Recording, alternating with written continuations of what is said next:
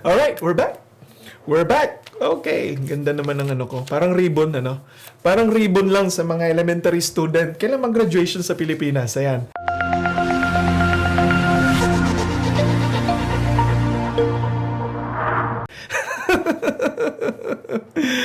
P1, 5.16%. MP2, 5.66% dividend rate for 2021. And we're back, okay? Acknowledge lang natin muna bago tayo magpatuloy sa ating discussion. Oh, Patrick, Balato Sir Fermin, maraming salamat sa pag-educate sa amin.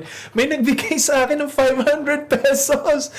Okay, parang first time to na nag-live ako, na binigyan ako ng 500 pesos. Salamat ng marami, Patrick. I really appreciate that. Okay? Okay? I really appreciate that. I didn't anticipate that. Nagulat ako, may nagbigay ng 500 pesos. Yes! Okay? O, diba?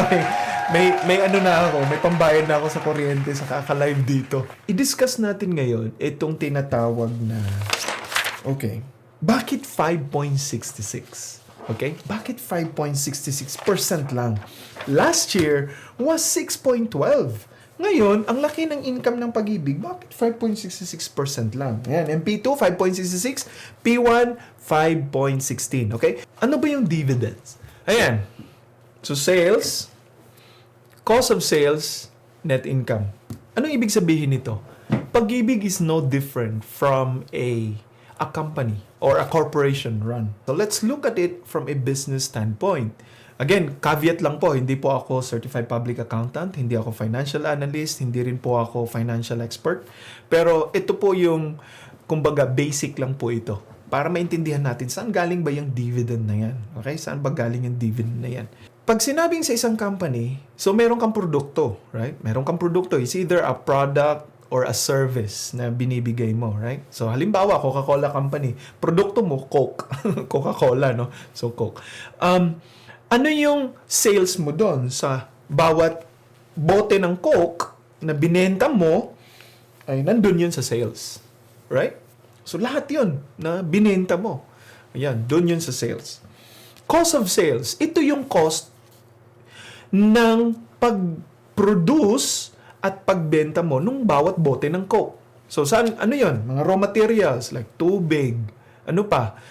Asukal. Ano pa kayang nilalagay nila dyan? Caffeine or whatever. And then ano pa? Bukod sa materials, edi syempre yung iyong mga kuryente, no? Kuryente na ginagamit mo pag run ng mga machine mo. Lahat yun doon.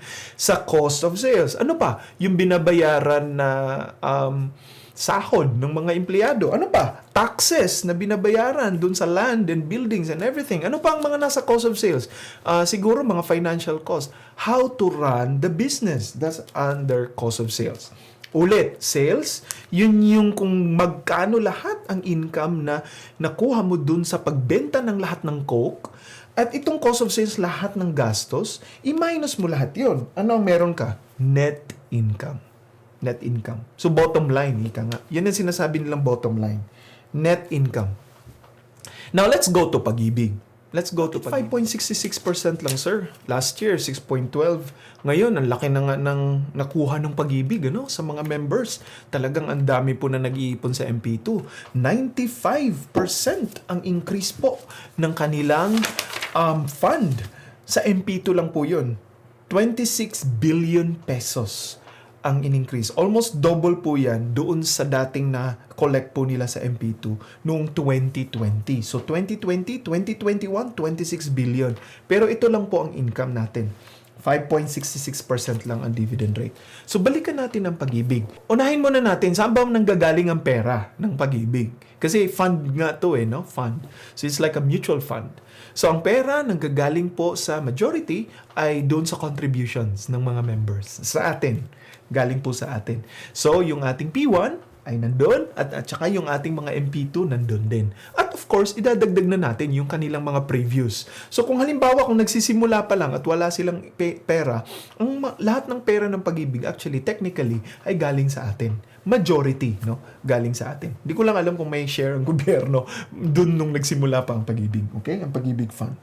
So, sales. Magtanong nga tayo, saan manggagaling ang sales ng pag-ibig? So, kung ang Coca-Cola, ang sales ng Coca-Cola ay anong tawag nito? Kung ang sales ng Coca-Cola ay galing sa pagbebenta ng Coke Saan galing ang sales ng pag-ibig?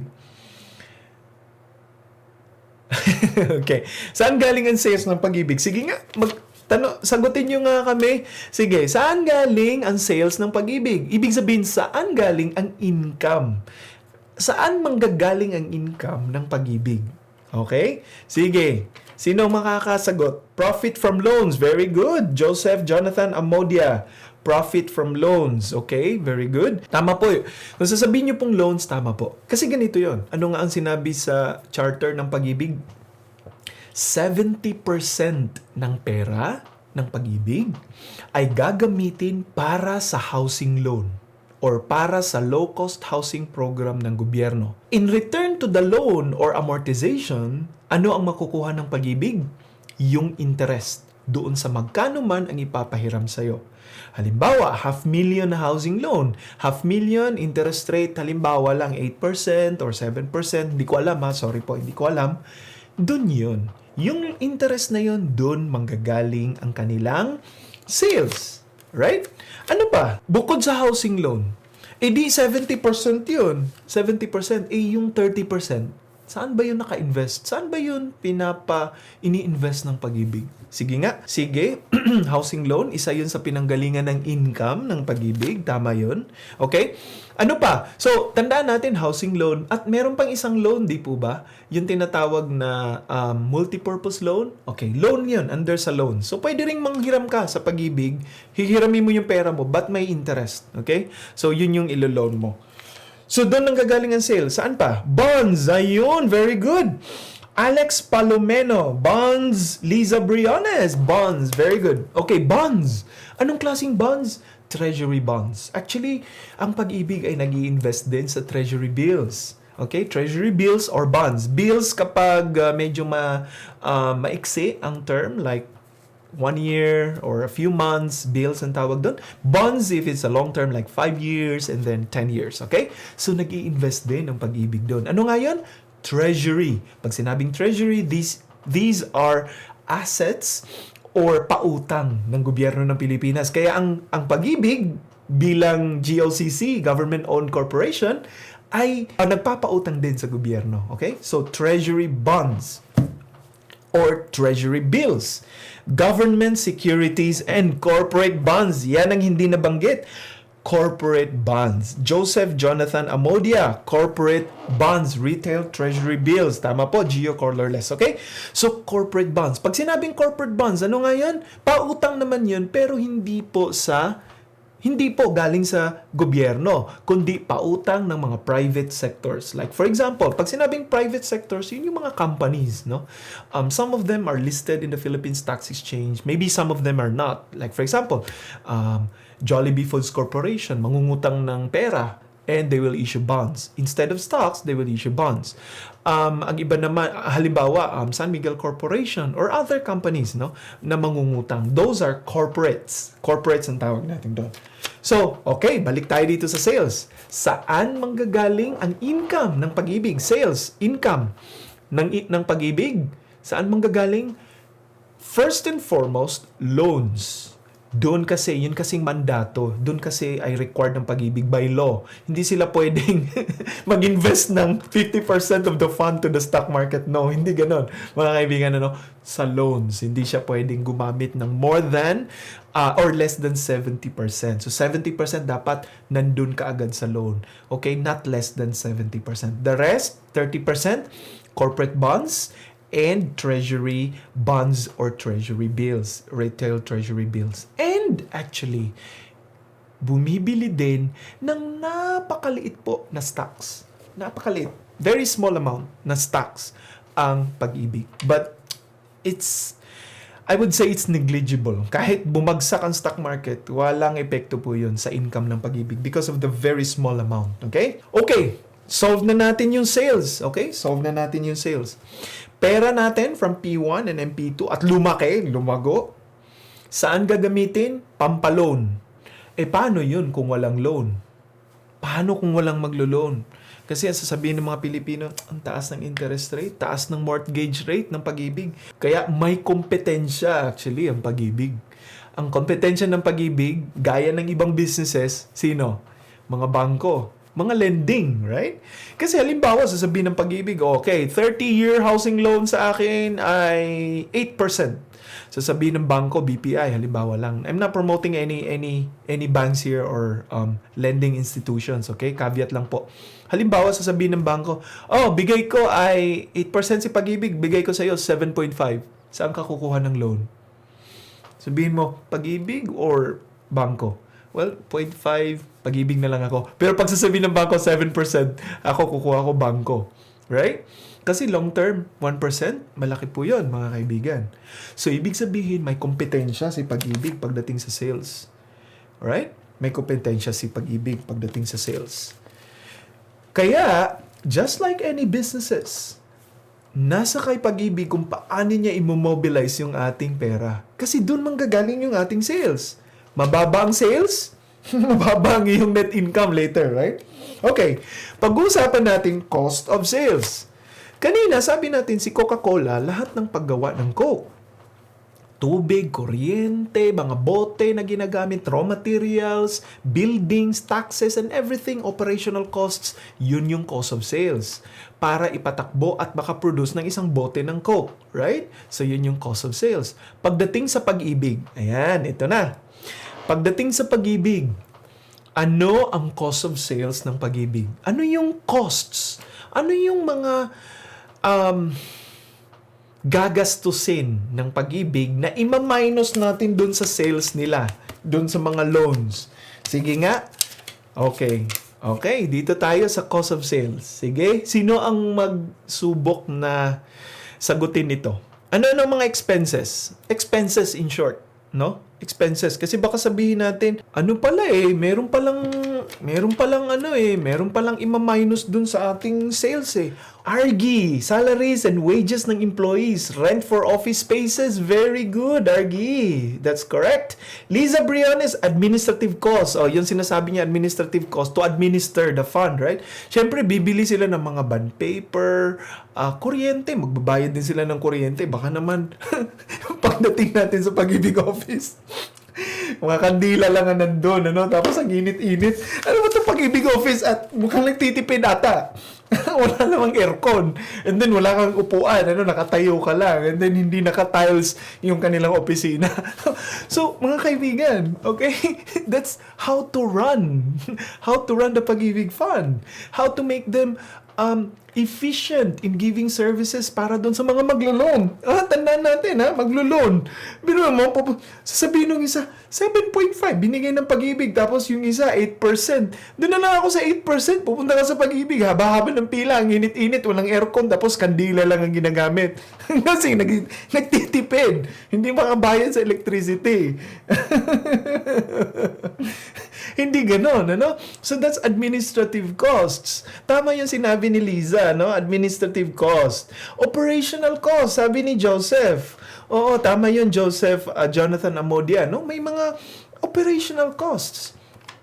Hindi yun libre, okay? Hindi libre ang mga pag-ibig employees. Okay? Yung mga nag-o-overtime para i-approve yung loan, i-review yung inyong mga loans, yung mga nagre-release ng pera, lahat, yung mga nagme-maintain, ng ating records ay hindi po libre yon. Ayan, hindi libre yon. Meron silang sahod, Tayo man ay nagtatrabaho din. May sahod tayo. So doon nanggagaling ang cost of sales. Saan nanggagaling ang sales? Sinabi na natin kanina kung saan cost of sales ang pinag-uusapan natin. Right? Sabi ni Alex, employee salaries. Yes. Promotional and advertisement expenses. Yes. Oo, meron din silang mga expenses. Kaya mag-advertise sila sa TV. Libre ba yun? Hindi. Di po ba? Oo, tax-free ang pag-ibig. Okay, tandaan natin. Ibig sabihin, any income generated by pag-ibig is not subject to tax. That's in the law. That's a very big advantage. Kasi wala na silang drag. Walang drag pagdating sa taxes kasi tax-free sila eh. Yung iba, yung si Coke, magbabayad na nga siya ng salary, magbabayad siya ng building, magbabayad pa siya ng tax. Si pag-ibig, hindi. Babayad siya ng building, bayad siya ng salary, pero wala siyang tax na babayaran. Okay? Wala siyang tax. Yun yung advantage ni pag-ibig. Kaya mamaya, mas malaki ang ating net income. Ayan. Promotional. Sabi pa ni Gio, colorless ay building, sahod. Well, opo, tama po yun. No? So, ang building ay syempre owned by pag-ibig na yun. And then, mayroon depreciation cost din yun. Ano? So, para bibili uli sila ng bago kasi syempre maluluma ang building, i-maintain mo yung building. Kaya tama yun. Sahod ng empleyado, online platform maintenance ng software. Very good. Gio, nakikita mo yan. Remember, kailan nag-operate ang virtual pag-ibig access? Sige nga, 2019 po, nag-virtual pag-ibig access. Meron pong bayad yun, no? So, may mga software na ginagamit. May mga maintenance po yan. May mga administrator yan. May infrastructure para mag-run yung iyong virtual pag-ibig access. Di ba? Na hindi mahahack ng kahit sino man. Kasi tandaan natin, ang virtual pag-ibig access po ay ina-upgrade po yan palagi ng pag-ibig. And in the future, pwede na po doon mag-claim ng pag-ibig savings, MP2, P1, mga loans. Kaya ina-upgrade nila yan. Kaya iwa-watch out natin yan, mga kaibigan. Wala pa kayong virtual pag-ibig? Mag-open na po, okay? Mag-open na po ng virtual pag-ibig para makita ang inyong P1 and MP2 accounts online, okay? So, meron pong platform na ginagamit ng pag-ibig. May cost yan, okay? May cost. Although minimal, pero kasama yan dun sa cost of sales. Ayan. Mga gastusin ng pag-ibig. Okay, marketing. Watching from LA, California, Editha Medina. Very good. Miscellaneous fees. Okay, puro OPEX lang, sir. Lahat na kahit salary. Walang talagang raw material cost. Very good. Yes. Of course, there's no raw material. Okay, this is a service company. Walang raw materials dito. Ano? So, yung kanina, yung sa Coca-Cola, that's a manufacturing. So it's a goods na binibenta. Parang Apple, no? Nagbibenta ng iPhone, nagbibenta ng iMac and everything. So that's goods. Pag sinabing service, this is a service, right? So it's more of a service-oriented company. Like hospitals, it's service. Parlor, service. Ano pa bang mga service? Hindi siya goods, right? So it's a service. All right. So we've solved two parts of the puzzle. Okay, bakit 5.66? We are trying to answer bakit 5.66 lang. Now, income. Ayan, net income. Simple lang, net income. Sales minus cost of sales. Ano yung income? Minus ano lahat ng ginastos para ma-reach itong income na to for that year? Anong meron? Net income. That's the pag-ibig net income. Nagbabago-bago ang net income o hindi? Nagbabago-bago. Right? Kasi nagbabago-bago itong dalawa. Yung sales, depende sa kung ilan ang nag-loan, ilan ang hindi nag-loan, right? Nagbabago-bago yan, yung amount na yan. Yung cost of sales, pwede rin, magbabago-bago. Tumaas ang kuryente, tumaas ang gasolina, so medyo malaki ng konti ngayon ang administrative cost, tumaas ang mga bond paper, yun. So, pwedeng magbago. Slight, but yes, pwedeng magbago. But mainly, ito ang pwedeng magbago. Depende kung gaano karaming nag-loan. Depende gaano karami ang na-release na loan ng pag-ibig. Pwedeng magbago. Kaya, pwedeng magbabago-bago ang net income. I-minus ang sales, i-minus ang cost of sales sa sales, meron kang net income. Very good. Now, pag-uusapan natin net income. Sabi ng pag-ibig, ang net income ko ngayon nag-increase ang aking net income. Oh, very good. Well, it makes sense. Kasi ang totoo niyan, dapat malaki ang sales niya eh. Kasi lumaki ang pera niya na pwedeng i-release as loan. Marami na tayo na nag-iipon. So actually, malaki ang income ng pag-ibig. No problem. Thank you. Very good. Now, pagdating sa net income, ito ang tandaan natin. Remember dividends? Let's assume that net income is translated into everything as dividends, 100% dividends. Pwede po yun. Opo, pwede po yun. Na ang lahat ng pera nitong naiwan mo ay ibabalik mo sa shareholders. Let's talk about the business first. Private business. Okay? Sales minus cost of sales, net income. Pagdating sa private business, it's the board of directors. The board of directors or the board of trustees, kung tawagin nilang board of trustees yan, ang magde-decide. Do we give dividends or not? So tandaan natin, pagdating sa private sector, halimbawa lang, isang private company na business, siya ang magsasabi kung ang kanilang net income ay ibabalik nila doon sa shareholders, meaning mga members, kung pagdating sa pag-ibig, as dividends. So actually, may right ang isang private company if they declare dividends or no dividends. Sir, bakit ganun? Pera natin yan eh. Yes, of course. Kung sa private sector, halimbawa, stockholder ka ng San Miguel Corporation, and then net income ng San Miguel, halimbawa lang 1 billion pesos. San Miguel Board of Directors or Board of Trustees will say, ibibigay ba natin lahat ng 1 billion pesos sa ating shareholders or no? They will vote. They will vote. So, depende yan. Historically, some of the businesses, they will give it back. Some. They say, fix yan, palagi yan. 6%, bibigay namin palagi yan. Pero, may mga companies na actually hindi magbibigay ng dividends. Okay? And some of those company, like for example, ito kung hindi ako nagkakamali, Google. Ang Google hindi nagde-declare ng dividends. Sa laki ng income ng Google, okay? Alphabet. Yun yung kanyang stock name sa New York Stock Exchange. Kung ikaw ay investor ng Google, hindi yan nagbibigay ng dividends. Sasabihin kasi ni Google, okay? 1 billion, halimbawa lang, $1 billion ang ating net income for this year. Will I give it back to the shareholders or I'll keep it? Sasabihin ni Google, if I give it back to you, what's your return? How will you invest your 1 billion peso? Halimbawa lang, isang tao lang yun. Yung 1 billion peso, yan ang dividend mo. Paano mo i-invest yung 1 billion peso? Sige nga. Saan mo i-invest yun? Magkano ang return of your investment of the 1 billion pesos? Right?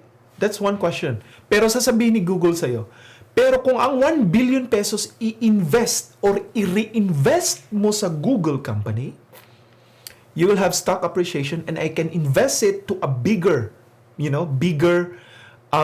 income, bigger return. Halimbawa, kung ang 1 billion pesos mo, siguro ilagay mo sa treasury deposit, bibigay ka ng 3%. Sasabihin ni Google sa'yo, no. If you keep it in Google company, I will not give you back your dividends. If you keep it in Google company, I can give you back 10% return on this 1 billion pesos.